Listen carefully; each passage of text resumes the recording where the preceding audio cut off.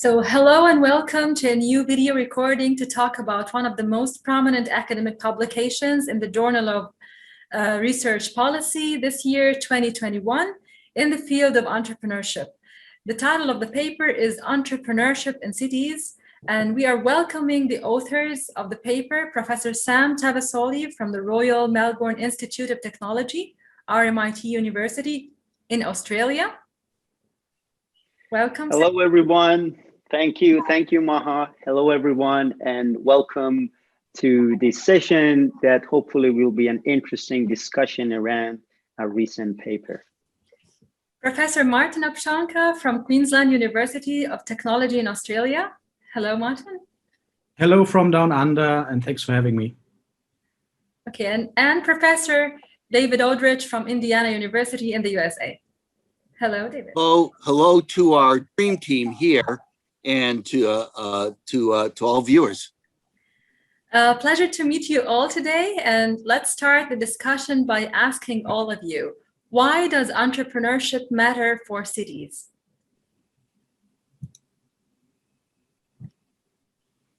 Well, if I can, I would, I would actually kind of flip a question back to Martin and Sam. And if you think about, you both live in Australia, neither of you are from Australia, but that doesn't really matter. Nobody lives where they're from anymore, right? Which cities in Australia are the most entrepreneurial, would you say?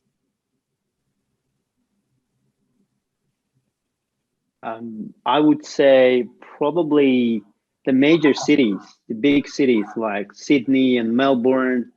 Of course, I don't want to downplay the Brisbane where Martin is sitting. So the major cities, I would say. Well, that's Martin's task in Brisbane, is to make Brisbane great again, right? Yeah, we actually had the discussion today with Sam. What is the most entrepreneurial city in Australia? And it's not that easy to answer. Well, that's right. But in a way, we know where it's not. Sam kind of says, I guess, in the outback. And but it's interesting, the cities you mentioned are all thriving, successful, dynamic cities. If we turn to I want to say a place closer to home, certainly my home, here in Bloomington, but Germany, which used to be Martin's home and is Maha's home. I mean, which cities would you say are the most entrepreneurial in Germany? So definitely right now we would say Berlin, Munich are really startup hubs. They have strong technology-based startups, a strong entrepreneurial culture. Yeah. Young, innovative people. Yep. Yeah. So I mean, when you think of all these cities, either in Australia or in Germany, we could do the same thing in Sweden, where Sam's from, or here in the States. You know what? All these cities are really benefit from entrepreneurship, right? And, why do they benefit? Why does Munich benefit? Why does Berlin benefit? Berlin, by the way, was back when I lived there in the day, there was a reason why they brought me to Berlin in 1985. They brought me, because I was basically like you young guys, or Maha, as a young researcher, and Berlin was so down and out. The only people who would be induced to go to Berlin for extra money, the famous Berliner Zulage, was researchers. I mean, the city was really down and out then. Well, it's become, as you said, this entrepreneurial hub, and it thrives. And, I think the reason, we know this from research, I mean, it's in Sam's research, I've read his papers, Martin's research, some of the papers, we've done together, but that entrepreneurship provides the vehicle for taking the great ideas, the great energy of these cities, the energy that's coming out of the great universities of, Sydney, Melbourne has, I've been to Sydney. I tried to visit all the universities and realized I would have had to apply for a visa status, right? A long time. Same thing in Same thing in Munich, same thing in Berlin. If you go to Boston or San Francisco, you might as well forget it. So there's all these knowledge and ideas, but in an interesting way, you could ask the opposite question, say, well, what happens in a city with a lot of knowledge and ideas and not very much entrepreneurship? And Sam, one of your mentors, Marianne Feldman, did exactly that kind of research in Baltimore. I don't know if you know that paper. It's a great city, great research, great university. I'm not going to argue whose university is better, but Johns Hopkins. And then her paper was about, well, what happened to the innovation? There isn't any. Her answer is there's missing something, the entrepreneurship, to get those ideas out of the lab and out of the minds of the academics and out into the society, basically. Same thing if you've got, the great companies that are in Sydney or Munich or San Francisco. Without the entrepreneurs, I'm not going to say the cities would be destitute, but it gets those ideas that are so costly and precious, gets them out there, and then that drives prosperity for the city. How's that for an answer, Maha? That's great. Now I have the question the other way around. Why do cities matter for entrepreneurship? Let's turn to Sam and Martin, see what they think. Martin, do you want me to say something first? Why cities matter? Because cities, one of the first things cities do is to bring people together, to create a concentration of activities, of people, creating infrastructure, to facilitate basically what David has really championed on the academic and beyond academic area, to facilitate knowledge flow. That is how you can learn from each other, intentionally or unintentionally even.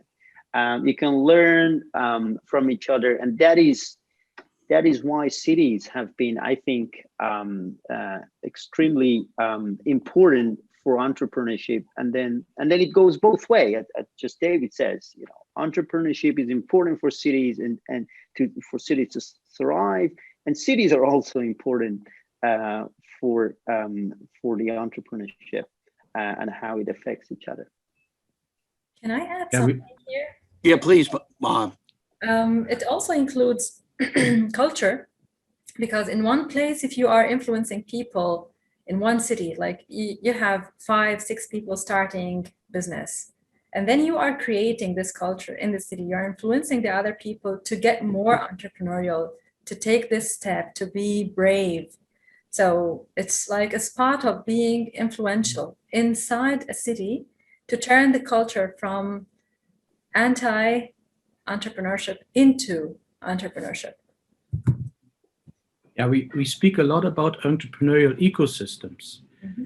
It might take a village to raise a child. It might also take a village to raise startups, entrepreneurs, and similar, adventures, endeavors.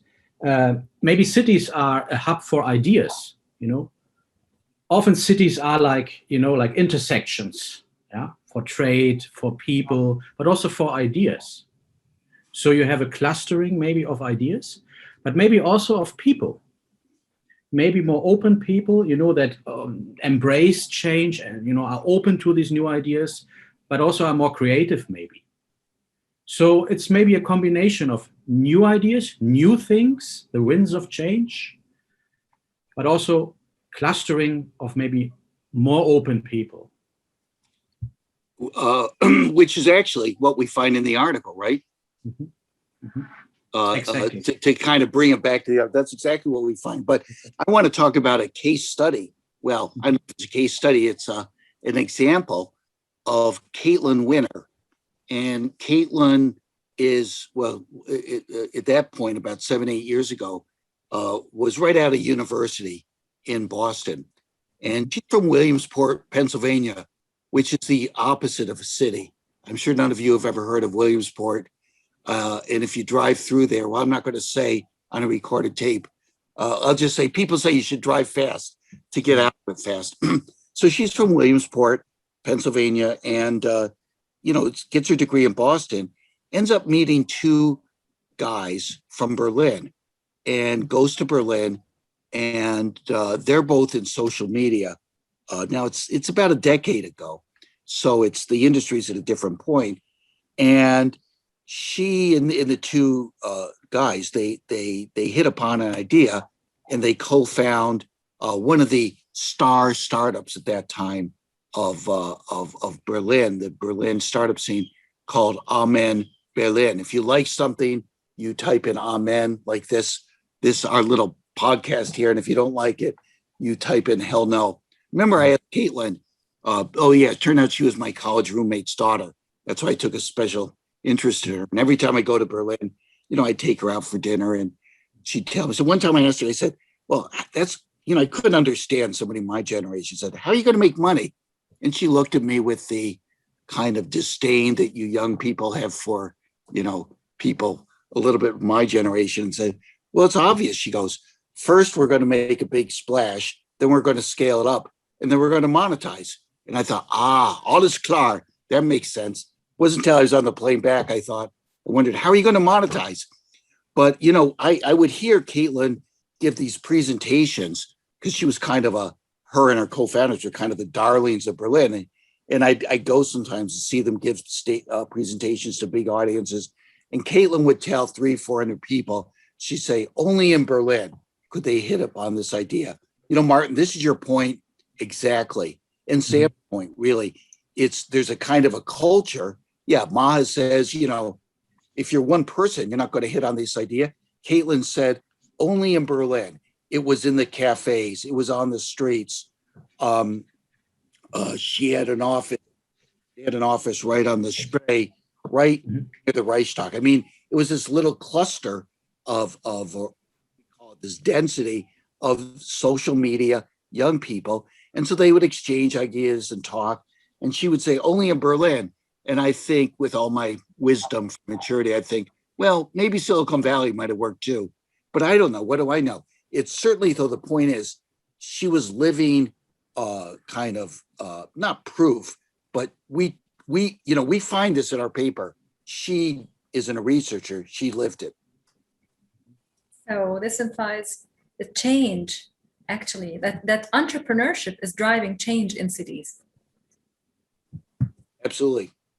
So the next question goes, what was the thinking about why entrepreneurship varies across cities prior to your article?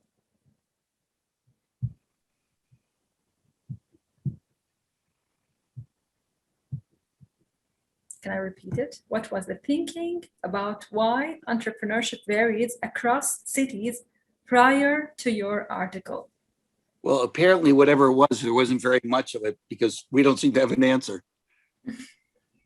You could say, for example, the physical infrastructure, the economic muscles of a city, right?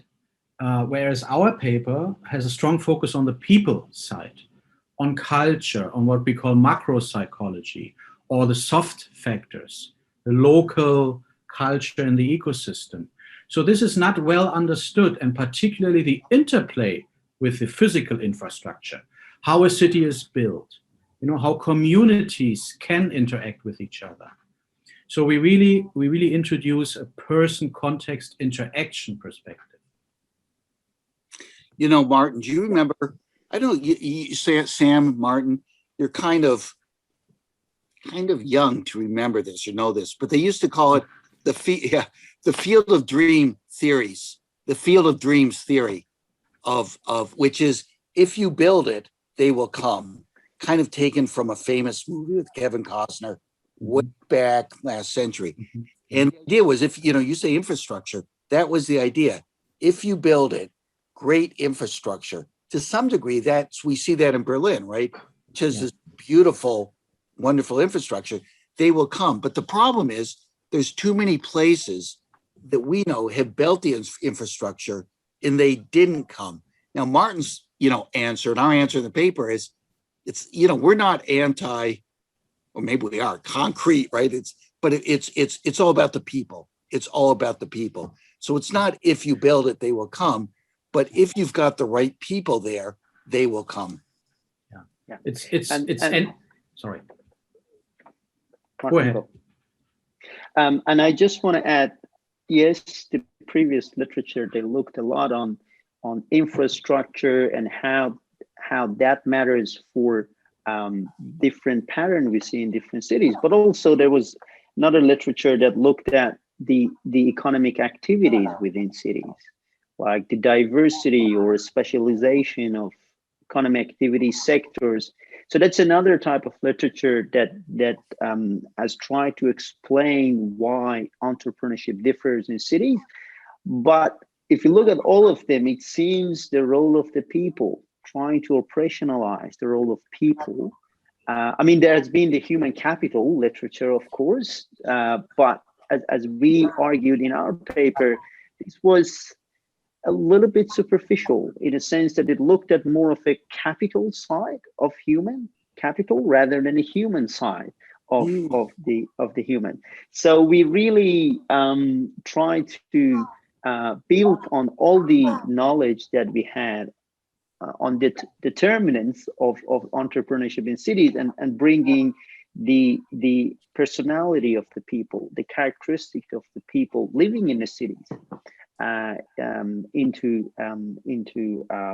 our theorizing, but also our operationalization, and trying to explain the variation in entrepreneurship across cities. Maybe I probably can know. Oh, go on. Yeah, reiterate David's point. So all around the world, policymakers, city planners, so to speak, they're interested in building hubs, entrepreneurship incubators, startup centers, often wonderful buildings, wonderful infrastructure, wonderful programs. But then when you take a closer look, what is actually happening, what startup activity, what innovative energy is kind of flowing, often what you see is not such a positive picture. And our study would say, well, it equally important probably needs human agency, the curiosity, the openness, the competencies, not only the human capital, but also the applied kind of competencies to utilize this infrastructure. If entrepreneurship is also about people, done by people, and not just replaced by AI models, we need human agency. We need that human component. And we try to understand this better in the paper, but humans as embedded in a context, like cities. So to get real specific about our paper, Sam and Martin, it sounds familiar to everybody. Oh, diversity is conducive to entrepreneurship. That certainly resonates in today's world. Yeah. But the thing is, in the literature, I'd ask Sam and Martin, how had diversity been measured in almost every paper previously? Yes, that's what we had a lot of interesting discussion. Me, Martin, and then David joined us about that. Look, the more we read about all this diversity, it was mainly about diversity of the industries, mainly diversity of activities. And then we thought, okay, yes, but that's one element, that's one way of looking at diversity, but people are diverse not only on their ethnic and nationalities and those things, but probably on their personality as well. So we really brought a new element of diversity, which, as David said, everybody knew diversity is important, but we bring a new element of diversity really down to the level of people and their characteristics and their human side. Yeah, and we have to say it was not us, but as always in life, there's a strong woman behind all of that. So that goes back to Jane Jacobs thinking about a vibrant city and city life for people. And she really celebrated diversity in the people, but a strong people focus. And this influenced a lot of economic research, but that focused mainly on the economic muscles of a city, of a region, not so much on the people. Martin, now I realize we got the wrong title for the paper. Remember, our biggest crisis was in the paper was when the journal basically said, "Great paper, guys, but we don't like your title." And so then we came up with this. We thought it was good, but you know what the title should be? Standing on the Shoulders of Midgets. of a midget, right? Because, standing on the shoulders of giants. Jane Jacobs was notoriously tiny, and we're standing on her shoulders. So we should title it "Standing on the Shoulders of a Midget." Yeah. Cool. So we really went back to her seminal ideas, and maybe also reinterpreted a little bit her ideas. She had a strong people focus and was interested in productive city life for people, and this is close to entrepreneurship. If it requires human agency and productivity and creativity, so how can we help empower people to be more entrepreneurial?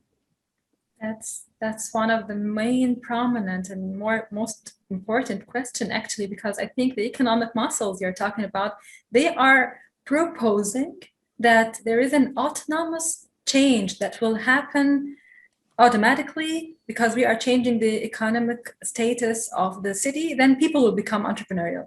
But we are not working actually on the human factor. We need to work more on people to make them internally more entrepreneurial, and then they are ready to engage into this system.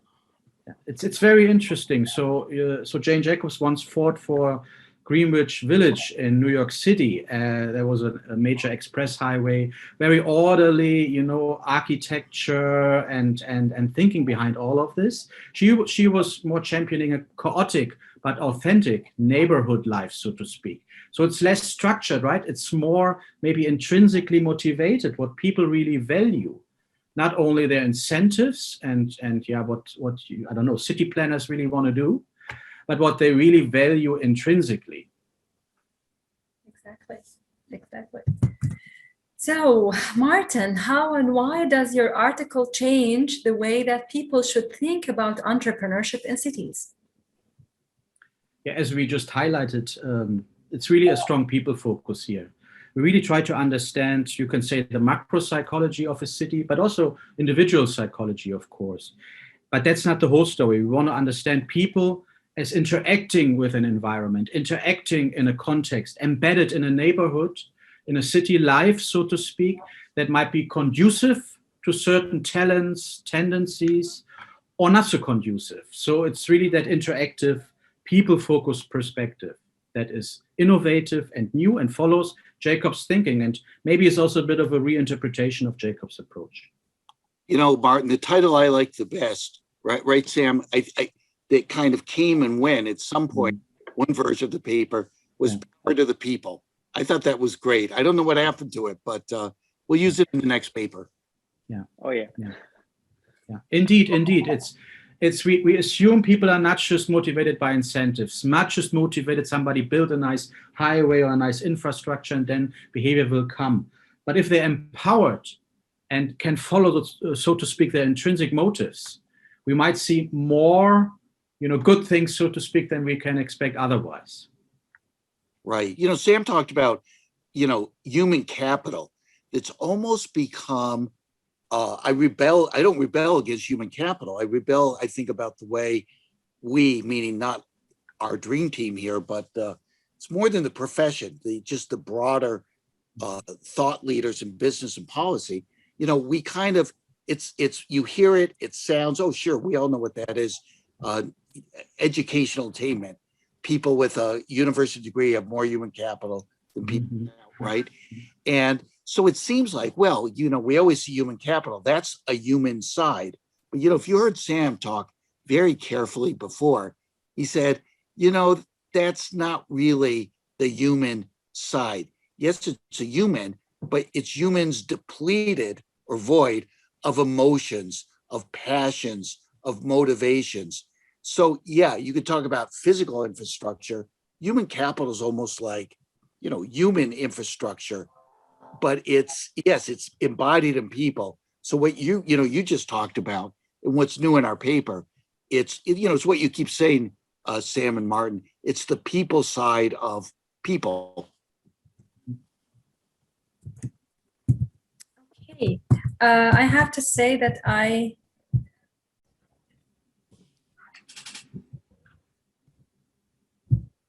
Okay, so now the question goes to Sam. Diversity and openness are both critical aspects of your article. How and why do you play such a central role in shaping entrepreneurship in cities? Yeah, absolutely. Let me start with diversity, which probably everyone knows a little bit. Let it be diversity in people or diversity of activities. We know that having a lot of diversity helps to generate new ideas, and the ideas will be in the air.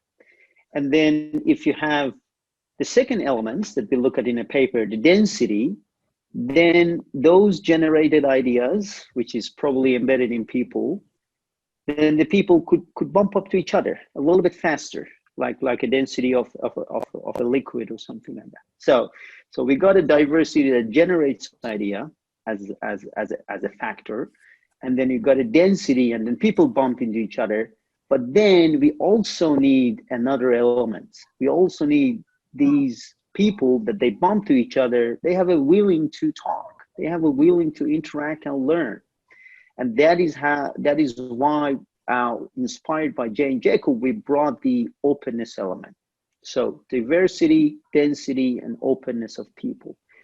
And then that's how we argued, if we put these three ingredients into a blender and then blend it, then you come up with a magic cocktail that creates an environment, a favorable environment in a city, that the knowledge spillover happens, the learning and interaction happens, and that leads eventually to a favorable economic outcome. And the way we operationalized it was, for example, on quality entrepreneurship. You could do it in different ways. So these three elements each have a function, and then we argue that we need to have them all at the same place. Yeah. And that is how you get this magic out of it. What does that mean for a neighborhood? How would we build a neighborhood?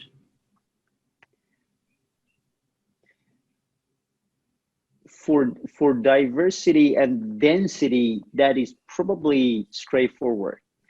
Openness. Mm-hmm. Of course, we can't just have a gate and say we only let open people in to this neighborhood. But also a study shows that to certain neighborhood with certain amenities, for example, David said earlier on, with cafe and certain cultural things, they naturally attract more open people. Yeah. And I think you can create, and that goes to the city planning, I would say.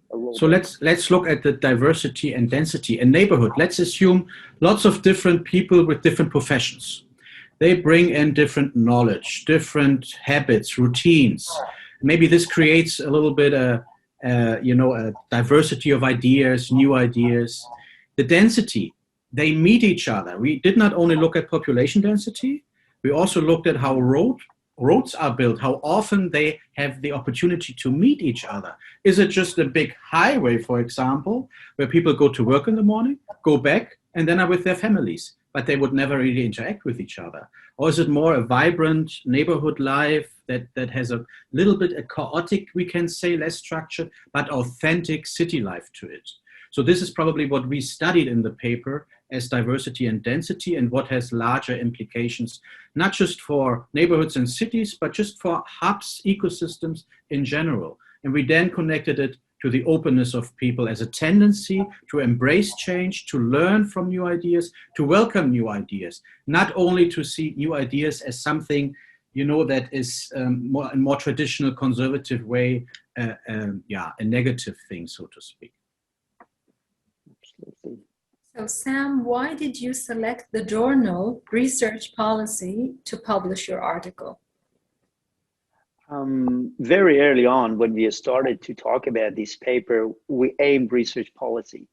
And the reason was, this is the, one can arguably say, the world's premier academic athlete in studying innovation and entrepreneurship, with a fairly wide variety of readership, from economists to a little bit urban planners, technology management, entrepreneurship scholars, economic geographers. So we thought, because we thought the idea we had for this paper has a really wide implication for a variety of disciplines, including psychology, of course, macro psychology, that Martin is expert in that. We thought, let's aim for that. And our paper has certain policy implication, and hence the name, research policy. They always look for certain policy implications. So that was the thinking behind aiming for this. And any academic, any early career researcher like myself know that usually you don't end up with the first journal that you aim for. But we were lucky enough with this fantastic team that we never had to search for a home for this paper over and over and knock the doors. We landed in a first go.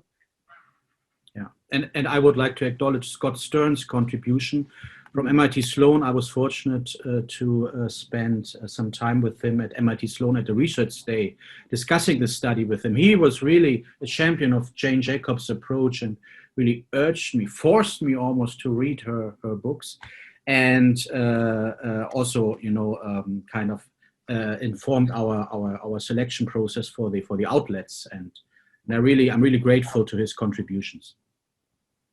That sounds great. So I heard you saying many times Jane Jacobs. Who was Jane Jacobs, and why was her thinking so important for your article?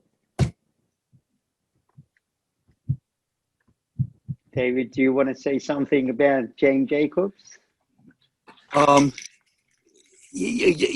could I not want to? I mean, she is the pioneer of in a way, the field of both. Martin just read about her, so I'm going to hand it off to him. I'm just going to say she's a pioneer, and she wasn't really an academic, was she? She wasn't a researcher. She was more of a thought leader. I mean, we know she came from Toronto, but on the other hand, I could imagine Maha would say, many people come from Toronto. That's not a qualification, right? But I think she loved cities. She saw, you know what it was? She saw, what was that quote, Maha, we were just talking about from Robert Kennedy the other day? Some men see things as they are and ask why. I look at things as they could be and ask, how do we make it that way? Something like that. Jane Jacobs, because that wasn't an era, the 60s, cities were in decay. New York City was a disaster.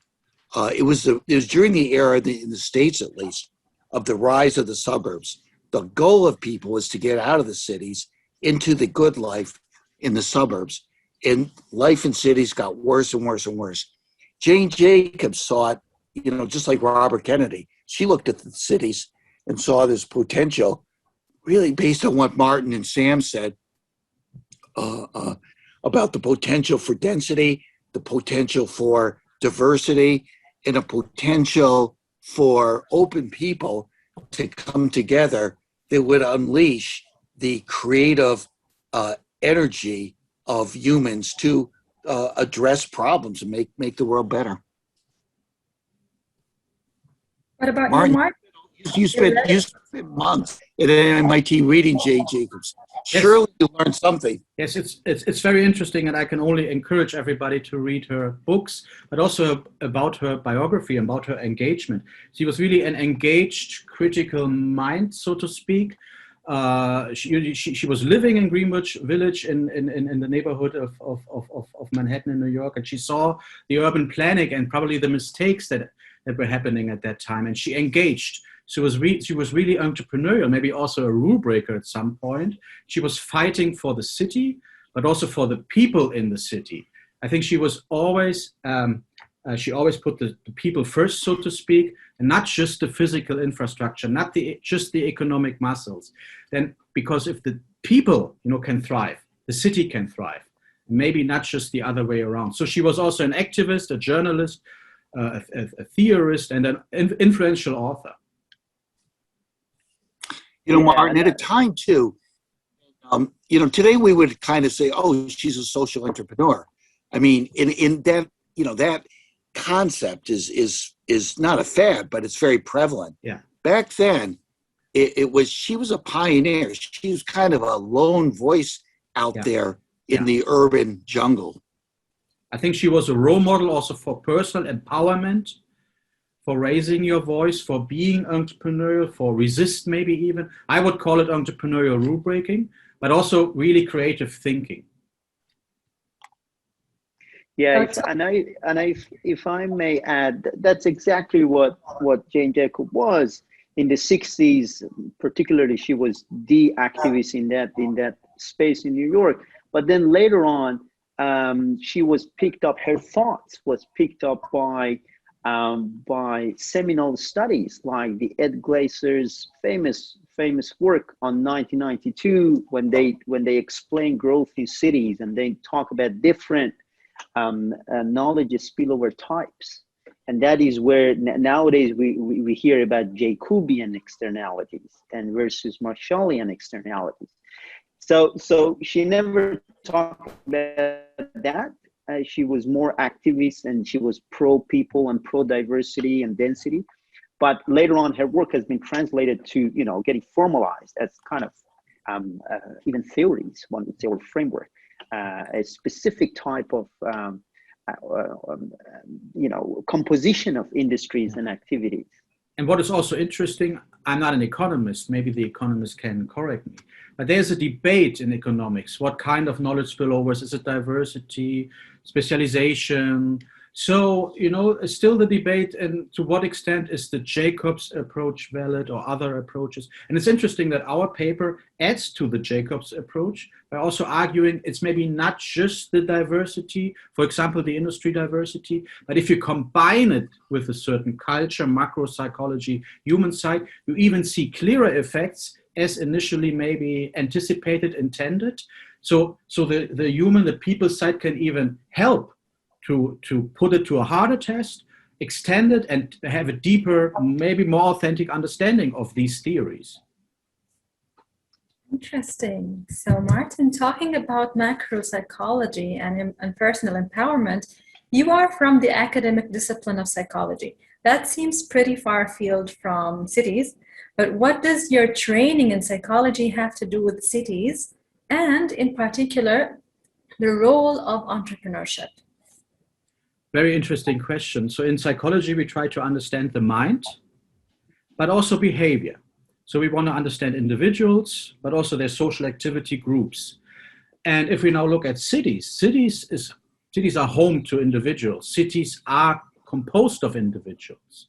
So we can think about, more collective macro-psychological profile of cities as the sum of individuals. For example, we have many open people maybe living in a city. So now we can try to understand what macro mechanisms, what macro phenomena happen in that city because there are more open people. They might be more creative or embrace change more proactively, more in an agentic way. But we also think, and that comes really from geographical psychology, it's not just the sum of its parts, so to speak, but maybe also more, greater than the sum of its parts. So maybe many open-minded people might create certain norms, a certain culture, something that is in the air.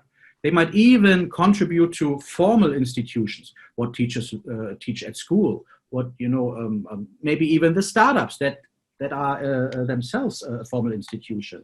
So that is what we call more a macro effect of psychology, maybe a macro psychological effect. So this is a rather new field in psychology.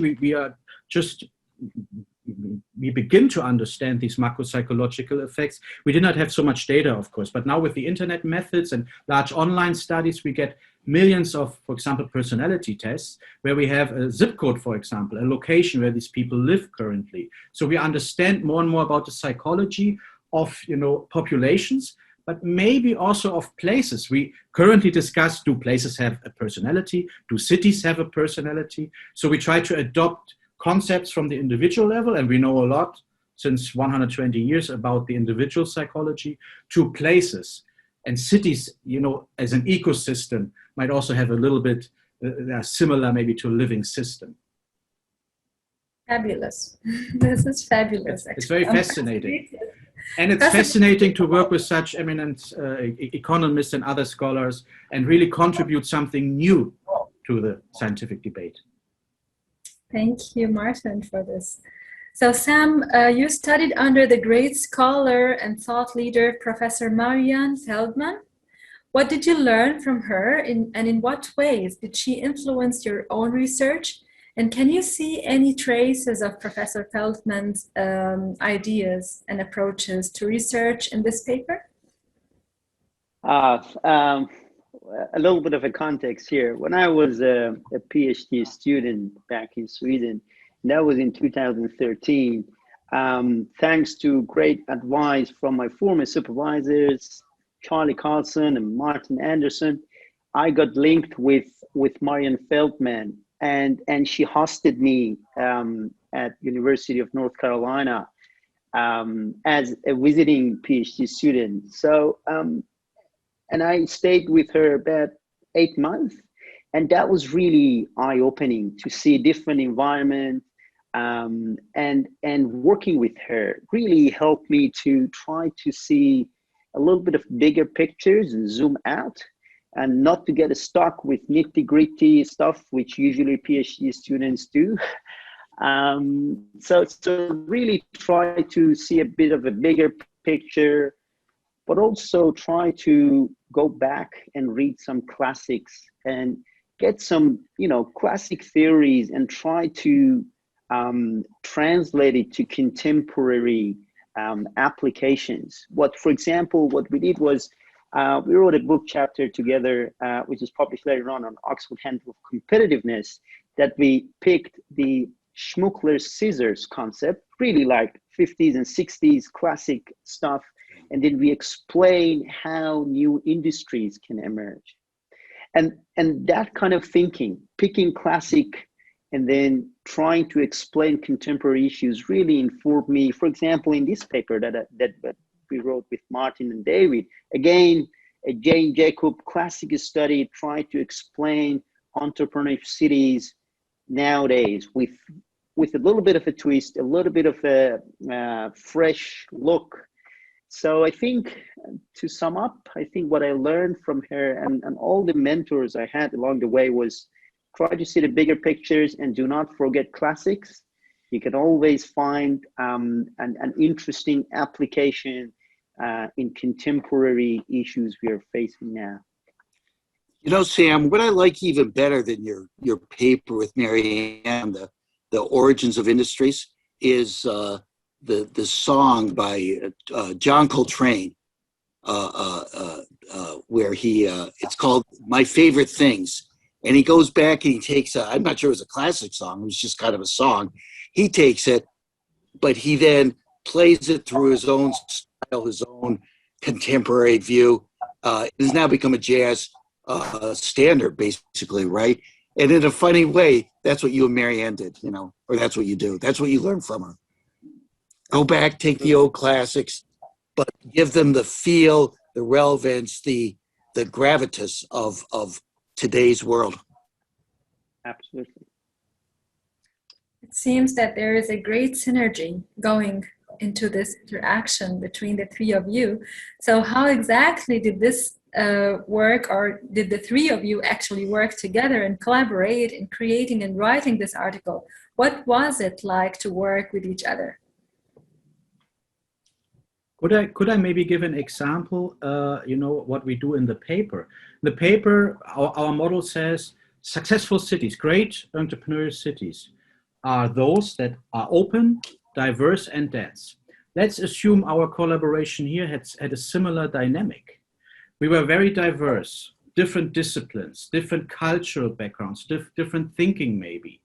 But we were also dense, so we came together, we interacted, and maybe Zoom is now a perfect example what we do right now. We also have diversity right now in this social Zoom room, but it's dense, it's a unit, so to speak. And I think we're also very open, because it's a little bit out of the box thinking. It's a little bit also a more challenge to publish in different fields, or think more about more innovative methods and approaches and different types of data. So that really happened here. And it's exactly what we study in the paper and what we found. This can lead to great outcomes. Absolutely. What about you, Sam? How did you find it, this collaboration? Well, I think I can't explain better than what Martin explained. I think we kind of digested the Jacob thinking and our paper on the way we found each other and the way we worked with each other. And I want to emphasize a little bit on the density in this COVID stuff. We met in physical, in person, in Assyria.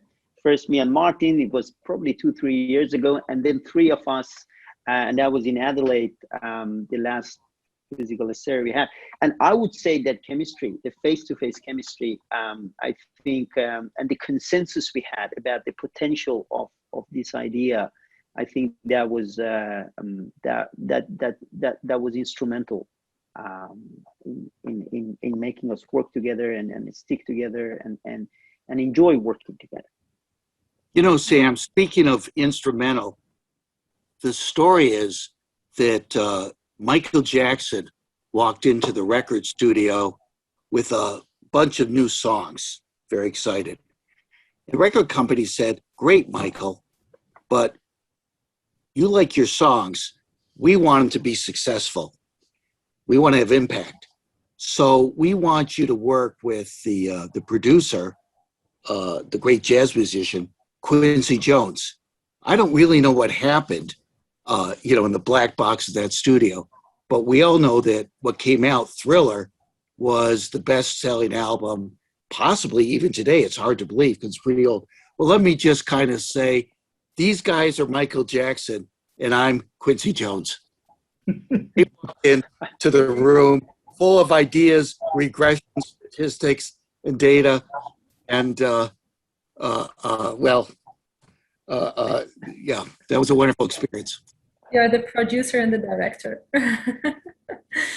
Okay, so the last question for all of you is, what do you think the next step for research focusing on entrepreneurship in cities or regions should be?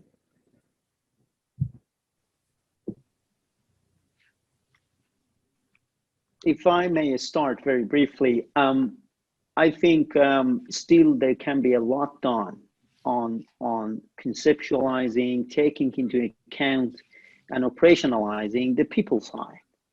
And that is funny to say because everyone knows that cities are composed of people.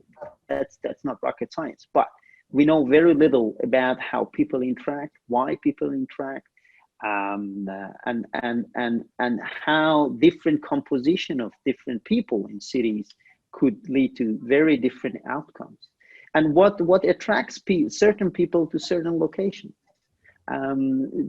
So these are something that might sound trivial, but still we know very little in that aspect. And in our paper we try to push that, but there is a lot of room in that space for going forward. Maybe I can add to that. It would be also interesting not only to look at cities. With COVID, we have this new talk, this new phenomenon, maybe the rise of more rural, regional areas. So what does that mean? The mechanism that we study for rural, for towns, for smaller cities, for, I don't know, even smaller places, so to speak. Is it still valid that, you still need to create that density, diversity, and openness in a certain place, or are there other mechanisms? There seems to be a paradox happening in our kind of modernized, globalized world, which is, as we get access to more and more people, the universe of people. By the way, I'm going to have to go soon because you three people know I discovered LinkedIn about 3 weeks ago. I had to go to my 312 new friends and take care of them. But, as we get access to more and more people, just beyond what anybody could have imagined, when I was younger, it would have seemed like, the individual doesn't matter because there's just unlimited people. But I think that, and it's in this paper, actually, the kind of paradox is the more global access we have to humans, the more actually each individual person's humanness matters. And part of that is the way that they, Sam talked about this almost like he's talking about chemistry, the way they interact, the way they inspire each other. But it's kind of a very personal, basic level. Relationships really matter between people, even as we go into this or navigate this globalized era. In the paper, we also speak about learning, not just new knowledge, new ideas, but also learning. And maybe future research could study more why these mechanisms that we study lead maybe to more learning in a city. People learn, organizations learn, maybe the city as such learns. So that would be very interesting. Thank you so much for this inspiring talk and for the very exciting paper. And we're looking forward to having more videos with you on your upcoming work. Thank you so much. Thank you so much. Thank you. Thank you, Maha. Thanks. Bye-bye. Bye-bye. Thanks, everyone. Martin, you can stop the recording. And do you want that I send you the part that I